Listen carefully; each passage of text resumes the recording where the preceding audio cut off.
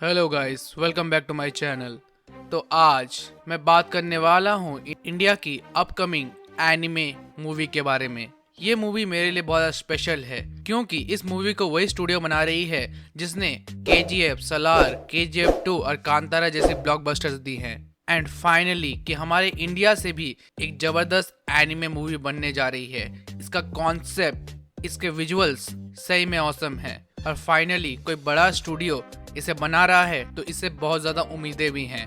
तो मैं बात कर रहा हूँ इंडिया की अपकमिंग एनिमे मूवी महाअवतार नरसिम्हा के ऊपर।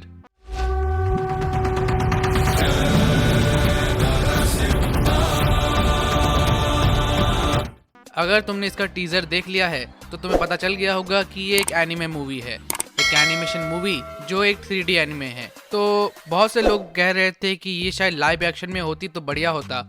हाँ, मैं भी एग्री करता हूँ कि अगर कोई बड़ा स्टूडियो इसको बना रहा है तो हो सकता था कि ये एक लाइव एक्शन में हो तो ज़्यादा सक्सेसफुल होता, क्योंकि हमारे इंडिया में सिर्फ फॉरेन एनिमे का ही क्रेज़ है। अपने यहाँ एनिमे से रिलेटेड मूवीज़ बहुत ही कम बनती हैं और जो बनती हैं अंडररेटेड हो जाती है। एग्जाम्पल के तौर पर Arjun the Prince warrior and Tripura. इसके अलावा भी जनवरी को रामायण लॉन्च होने वाली है जो एक इंडो जापानीज एनिमे है।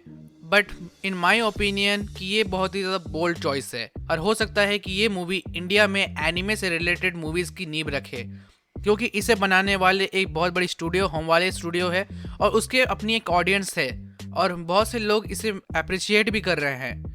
क्योंकि हो सकता है कि हमारे इंडिया में एनिमे से रिलेटेड मूवी बनती ना हो तो हो सकता है यही हो स्टार्टिंग इंडियन एनिमेशन की। और ये जो एनिमेशन मूवी होने वाली है ये हमारे पुराणों की एक बहुत ही जबरदस्त एपिक के ऊपर बेस है, लॉर्ड नरसिम्हा के ऊपर। अगर तुम्हें नहीं पता तो मैं थोड़ा सा तुम्हें इसके बैकग्राउंड के बारे में बता देता हूँ। हो सकता है मुझसे थोड़ी मिस्टेक्स हो जाएं तो प्लीज़ उसे करेक्ट कर देना कमेंट सेक्शन में। तो मेरे को जितना पता है, जितना मेरे को स्टोरी पता है, मैं तुम्हें समझा देता हूँ। तो हुआ कुछ ऐसा था कि प्राचीन काल में दो राक्षस थे, हिरण्याक्ष और हिरण्यकश्यप। दोनों ने लॉर्ड ब्रह्मा को, द क्रिएटर को प्रसन्न किया और उनसे वरदान प्राप्त किए, जिसकी वजह से वो अजय हो गए।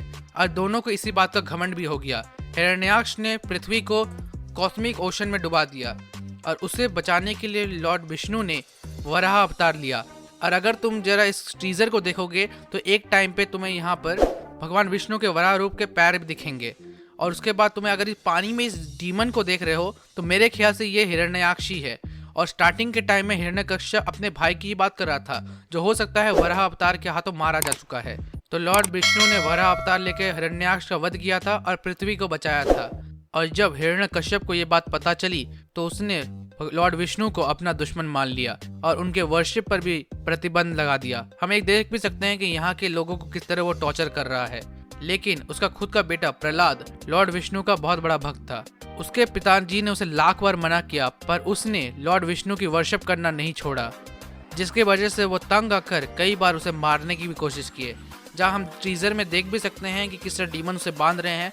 उसने अपने बेटे को सांपों से कटवाया, हाथी के नीचे कुचलवाने की कोशिश की, यहाँ तक खाई के नीचे भी फेंक दिया। यहाँ तक कि अपनी बहन होलिका को प्रहलाद को लेकर लकड़ियों के ढेर में बैठ गया, क्योंकि होलिका को वरदान प्राप्त था कि वो आंख से जल नहीं सकती। लेकिन लॉर्ड विष्णु की कृपा से होलिका खुद जल गई और प्रहलाद बच गया। उसके के बाद से हम लोग होलिका दहन मनाते हैं, होली के एक दिन पहले। लेकिन इतनी कोशिश करने के बाद भी हिरण्यकश्यप प्रहलाद का कुछ नहीं बिगाड़ पाया। इसीलिए वो प्रहलाद के सामने ये कहने लगा कि तुम्हारा जो विष्णु है वो कायर है, मायावी है, वो मेरे सामने नहीं आ सकता, मेरा सामना नहीं कर सकता। तब प्रहलाद कहते हैं कि लॉर्ड विष्णु हर जगह है, वो हर किसी में है, आप में, मुझ में, हर जगह में। और इसी का मजाक उड़ाते हुए हिरण्यकश्यप कहता है तब तो वो स्तंभ में भी होगा। और जब वो स्तंभ को तोड़ने जाता है लॉर्ड विष्णु का नरसिम्हा अवतार सामने आता है, जो एक हाफ लायन और हाफ ह्यूमन है, जिसके अपीयरेंस से पूरा यूनिवर्स सेक करने लगता है। फिर हिरण्यकश्यप और नरसिम्हा के बीच एक खतरनाक लड़ाई होती है जिसमें नरसिम्हा हिरण्यकश्यप को घसीटकर मेन गेट के सामने बैठ जाता है। हिरण्यकश्यप डरते हुए कहता है कि तुम मुझे नहीं मार सकते क्योंकि मेरे पास ब्रह्मा का वरदान प्राप्त है। भगवान नरसिम्हा कहते हैं अच्छा, क्या वरदान प्राप्त है तुम्हें? हिरण्यकश्यप कहता है कि मुझे ना इंसान मार सकता है, ना जानवर, ना ही मुझे कोई देव मार सकता है, ना कोई दानव, ना गंधर्व, ना किन्नर, ना जानवर, ना पक्षी। नरसिम्हा कहते हैं मेरा सिर शेर का है और मेरा शरीर इंसान का, ना कोई मुझे जानवर कहेगा ना ही कोई मुझे इंसान कहेगा। फिर हिरण्यकश्यप कहता है कि मुझे ना कोई दिन में मार सकता है ना कोई रात में, लॉर्ड नरसिम्हा कहते हैं कि ये समय ना तो दिन का है ना तो रात का, ये शाम का समय है। मुझे ना घर के अंदर कोई मार सकता है ना घर के बाहर। लॉर्ड नरसिम्हा कहते हैं कि इस समय घर की चौखट पर बैठे हैं, ना बाहर में ना अंदर में। हिरण्यकश्यप कहता है कि मुझे ना आकाश में कोई मार सकता है ना पृथ्वी में। लॉर्ड नरसिम्हा कहते हैं इस समय ना तो तुम आकाश में हो ना ही धरती पे हो, तुम मेरे जांग के ऊपर हो। And at the last condition, ना ही मुझे कोई शस्त्र से मार सकता है ना कोई अस्त्र से।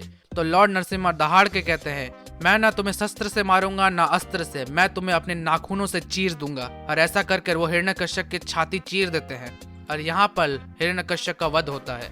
तो ये थी लॉर्ड नरसिम्हा की स्टोरी। और तुम यहाँ पर देख सकते हो कि स्टोरी से रिलेटेड कितने सारी चीजें तुमने टीजर में देखी होंगी। और साथ ही साथ इस टीजर में दिखाए गए कुछ कैरेक्टर्स के बारे में बात कर लेते हैं जो मुझे लगता है कि ये हो सकते हैं। तो इस पूरे टीजर को जो नरेट कर रहे हैं जो ये व्यक्ति हैं, मुझे लगता है ये राक्षसों के गुरु शुक्राचार्य हैं।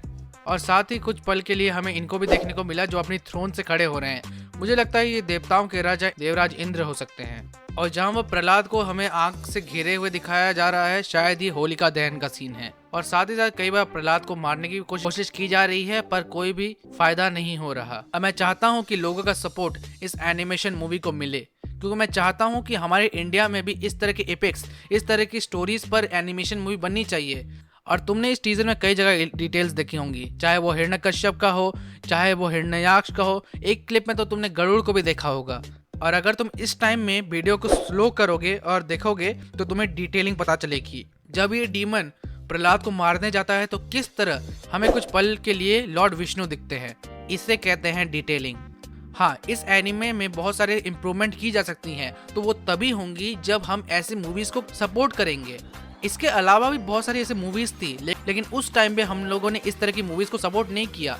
उन मूवीज को हम लोग का सपोर्ट चाहिए था और हो सकता था कि अगर उस टाइम पे हम इस मूवीज को सपोर्ट करते तो आज हमारे इंडिया में भी एनिमे से रिलेटेड तगड़ी तगड़ी मूवीज निकलती।